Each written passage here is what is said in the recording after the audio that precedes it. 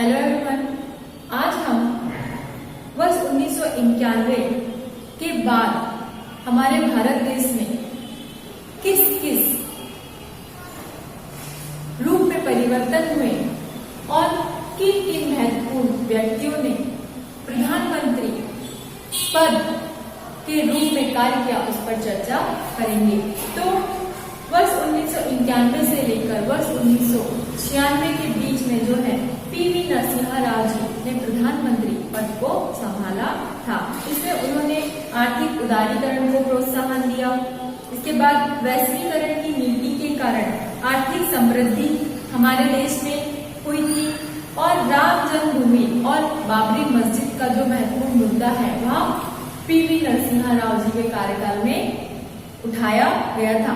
विश्व और भारत के इतिहास में वर्ष 1991 में बहुत सारे महत्वपूर्ण परिवर्तन हुए थे। लगभग इसी वर्ष जो है सोवियत यूनियन रूस का भी विघटन हमने देखा था और हमारे विश्व में जो शीत युद्ध चल रहा था वह भी इसी वर्ष समाप्त हुआ था। भारत में पीवी नरसिम्हा राव की सरकार भारत की अर्थव्यवस्था में उन्होंने कई परिवर्तन लाए थे। इस समय अयोध्या की राम जन्मभूमि तथा बाबरी मस्जिद का मुद्दा भी सामने आया था। अब इसके बाद जो है वर्ष 1998 से लेकर 2004 तक हमारे प्रधानमंत्री के रूप में अटल बिहारी वाजपेयी जी ने प्रधानमंत्री पद को संभाला था। इसमें क्या हुआ था, भारत ने दूसरी बार परमाणु परीक्षण किया। भारत परमाणु अस्त्रधारी राष्ट्र बन गया था।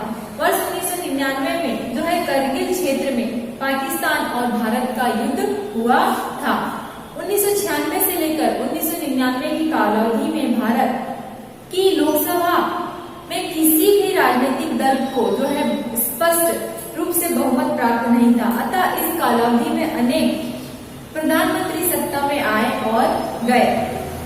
उनमें से अटल बिहारी वाजपेयी और एच.डी. देवेगौड़ा जी हैं। इसके बाद इंद्र कुमार गुजराल भी प्रधानमंत्री पद पर रहे थे। अंततः वर्ष 1991 में भारतीय जनता पार्टी के नेतृत्व में एक जनतांत्रिक संगठन जो है सत्ताधीश हुआ था और अटल बिहारी वाजपेयी जी जो है हमारे भारत देश के प्रधानमंत्री बने थे। अटल बिहारी वाजपेयी ने पाकिस्तान के साथ बातचीत करने का प्रयास किया, समझौता करने का प्रयास किया, लेकिन उन्हें भी सफलता नहीं मिल पाई। वर्ष 1998 में जो है भारत ने और भी परमाणु परीक्षण कर स्वयं को परमाणु अस्त्रधारी राष्ट्र के रूप में पूरे विश्व में घोषित कर दिया था। वर्ष 1999 में कश्मीर के मुद्दे पर फिर एक बार भारत और पाकिस्तान के बीच में करगिल में युद्ध हुआ था और इस युद्ध में भारत ने जो है पाकिस्तान पर जीत हासिल कर ली थी। इसके बाद जो है 1990 के दशक में भारत की अर्थव्यवस्था स्वतंत्रता प्राप्ति के बाद अर्थव्यवस्था का आधुनिकीकरण हमें दिखाई दिया था। आर्थिक आत्मनिर्भरता और सामाजिक न्याय के साथ साथ जो है भारतीय अर्थव्यवस्था की कई विशेषताएं सामने आई। उद्योगों की स्थापना कर भारत ने आधुनिकीकरण और आत्मनिर्भरता को अपना महत्वपूर्ण साधन बना लिया था। सामाजिक न्याय पर आधारित अर्थव्यवस्था को नियोजन द्वारा अस्तित्व में लाना यही हमारे भारत देश का मुख्य उद्देश्य था। अतः योजना आयोग का गठन किया गया और पंचवर्षीय योजना का भी प्रारंभ सन 1990 के दशक में किया गया। वर्ष 1991 में नरसिम्हा राव की सरकार ने आर्थिक सुधारों को कार्रवाई करना प्रारंभ कर दिया था। इन आर्थिक सुधारों को आर्थिक उदारीकरण भी कहते हैं। आर्थिक नीति के कारण भारत की जो अर्थव्यवस्था है वह बहुत संपन्न बन गई थी। भारत में विदेशी निवेश में वृद्धि होने लगी थी। उद्योग, विज्ञान के क्षेत्र आदि में जो है हमारे कई भारतीय कुशल नागरिक भी सम्मिलित होने लगे थे। सूचना एवं प्रौद्योगिकी के क्षेत्र में भी जो है उद्योगों के कारण जो है नए नए रोजगार के अवसर सामने आए थे। वर्ष 1991 के पश्चात हुए इन परिवर्तनों का वर्णन जो है भारत में वैश्वीकरण के रूप में भी किया जाता है या जाना जाता है। इसके बाद 1990 के दशक में विज्ञान और प्रौद्योगिकी के क्षेत्र में भी बहुत सारे कार्यों को आगे बढ़ाया गया था। भारत ने आत्मनिर्भर बनने के लिए जो स्वतंत्रता के पश्चात प्रयत्न किए थे, उनमें दो महत्वपूर्ण घटनाओं का समावेश किया जा सकता है। वर्ष 1965 में प्रारंभ हुई हरित क्रांति के जनक जो डॉक्टर एम.एस. स्वामीनाथन थे, उन्होंने नवीन वैज्ञानिक तकनीकी का उपयोग कर खाद्यान्न उत्पादन में क्या की थी, वृद्धि की थी। इसके बाद डॉक्टर वर्गीस कुरियन के द्वारा दूध क्षेत्र में उत्पादन कई क्षेत्रों में बढ़ाए गए थे तथा सहकारिता आंदोलन के प्रयोग से भारत में जो दूध का बड़ी मात्रा में उत्पादन बढ़ा था, इसी को हम धवल क्रांति के नाम से भी जानते हैं। भारत ने परमाणु ऊर्जा और अंतरिक्ष अनुसंधान के क्षेत्रों में भी बहुत ज्यादा उन्नति कर ली थी। डॉक्टर होमी भाभा ने भारत में परमाणु ऊर्जा की नींव रखी थी और परमाणु ऊर्जा का उपयोग जो है बिजली निर्माण, औषधियों और रक्षा जैसे कई शांतिपूर्ण उद्देश्यों की पूर्ति करने के लिए किया गया था। भारत ने अंतरिक्ष और प्रौद्योगिकी के क्षेत्र में भी कई कदम उठाए थे। वर्ष 1975 में पहला उपग्रह आर्यभट्ट अंतरिक्ष में जो है प्रक्षेपित किया गया था। आज भारत के पास एक सफल अंतरिक्ष योजना है। इसके अंतर्गत अनेक उपग्रह जो है अंतरिक्ष में छोड़े गए हैं। दूरसंचार के क्षेत्र में भी स्वतंत्रता के पश्चात हमारे भारत देश ने कई माध्यमों के द्वारा प्रगति की थी या तरक्की की थी। इसके बाद जो है 1990 के दशक में स्वतंत्रता प्राप्ति के पश्चात 1990 के दशक में सामाजिक क्षेत्र में भी कई परिवर्तन देखे गए थे। इस कालावधि में भारत ने सामाजिक क्षेत्र में कई महत्वपूर्ण परिवर्तन किए। उनमें से कुछ परिवर्तन में जो है महिलाओं के सशक्तिकरण समस्याओं से संबंधित थे, तो कुछ उपेक्षित जो है घटकों की उन्नति हेतु स्वीकार की गई नीतियों से संबंधित थे। देश की महिलाओं और बालक बालिकाओं के सर्वांगीण विकास हेतु हमारे भारत देश को गति देनी थी।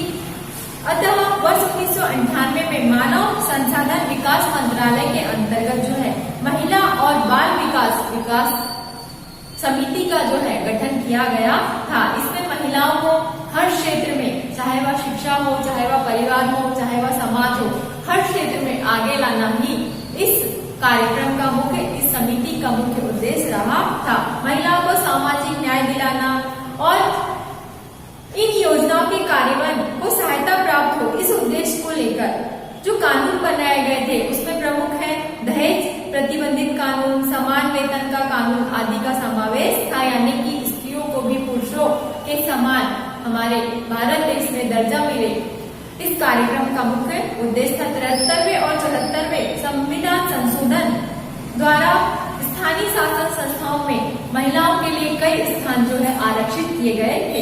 अब संविधानकारों को लगा था कि जाति व्यवस्था के कारण भारतीय समाज के वर्गों, समूहों और प्रतिष्ठा समान अवसरों से वंचित होना पड़ेगा। इस समस्या का हल ढूंढने के लिए उन्होंने वर्ष 1993 में काका साहेब कालेलकर आयोग की स्थापना की। वर्ष 1978 में भी वीपी मंडल की अध्यक्षता में अन्य जो है पिछड़े वर्गों की समस्याओं पर विचार करने के लिए एक आयोग का गठन किया गया था और अनेक सेवाओं और संस्थानों के द्वारा पिछड़ी जाति के वर्गों को उचित प्रतिनिधित्व करने की भी मांग उठाई गई थी। इसमें जो है अनुसूचित जाति, जनजाति के लोग उच्च वर्गों के द्वारा की जाने वाली हिंसा, भय और दमन तंत्र से मुक्त होकर समाज में एक प्रतिष्ठा के साथ अपना जीवन यापन कर सके, आत्मसम्मान के साथ जी सके आदि कई योजनाओं को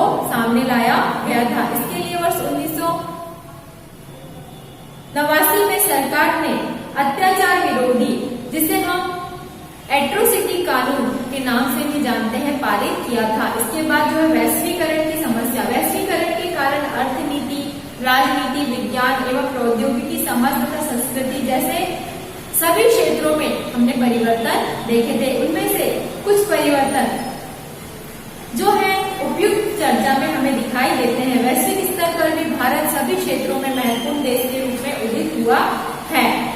संपूर्ण भारत में जो है मोबाइल और अंतरजाल, जिसे हम इंटरनेट के नाम से भी जानते हैं, आदि कई सेवाओं तथा उपग्रह पर आधारित दूर संचार की सेवाओं को फैलाया गया था। राजनीतिक क्षेत्र में भी जो है स्थिर लोकतंत्र किस प्रकार सफलतापूर्वक कार्य कर रहा था, इस दशक में हम देख सकते हैं। इसे जो है भारत ने पूरे विश्व में तरक्की कर ली थी। इसका परिणाम यह हुआ कि भारतीय लोगों के और विशेष रूप से युवाओं की जीवन शैली में क्या हुआ था, बहुत बड़ा परिवर्तन हुआ था। ये परिवर्तन उनकी भोजन की आदतों, उनकी वेशभूषा, उनके रहन सहन के स्तर, उनकी भाषा, उनकी मान्यताएं आदि में हमें अच्छे से दिखाई देने लगा था। हमने जो है 1960 के बाद की घटनाओं पर चर्चा की, जिसमें हमने लास्ट वीडियो में वर्ष 1960 के बाद 1970 के बाद के दशक के बारे में पढ़ा। 1980 के दशक में किस व्यक्ति ने हमारे देश में प्रधानमंत्री कार्य का कार्यकाल संभाला। इसके बाद जो है आज हमने वर्ष 1991 से लेकर 2004 तक के बीच की घटनाओं और हमारे भारत देश में हुए परिवर्तनों को जाना और समझा।